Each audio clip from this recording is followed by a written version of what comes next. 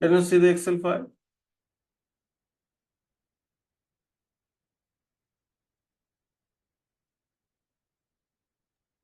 Yes, it says risk register. Yes. Yes. So this is the risk matrix. You remember? We are giving the impact and likelihood, impact here, likelihood here, and we have explained it clearly, right? That how to define the value. So here, whatever the things we are giving, that is comes under the risk assessment. Now we are giving the risk classification level. That this is green, this is yellow, this is red. And now once we give the risk classification level, what we are doing, we are having the risk acceptance criteria.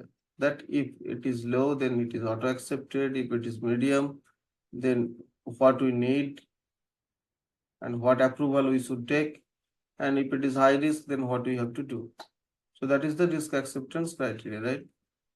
So in the risk register, we understood that how to define the risk, how to create a risk register, what are the things we have to consider in the risk register and all those things, right? So risk classification of risk level and impact and likelihood.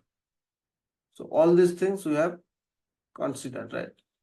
I hope you have remembered those things, that what are the meaning of likelihood and what are the meaning of impact, and how to define a risk, how to assess the risk. So these are the part of the assessment. These are the part of the assessment. So once we have the assessment level, then the evaluation part is that whether a particular risk will be accepted or not. So this acceptance criteria, this can be under the evaluation of the risk. Whatever the things we have created here up to this level, that is comes under assessment. Up to this level, that is comes under the assessment. And then it is comes under the evaluation of the risk. Okay. And once we finish this, then we will be going for the treatment plan. We will be going for the treatment plan.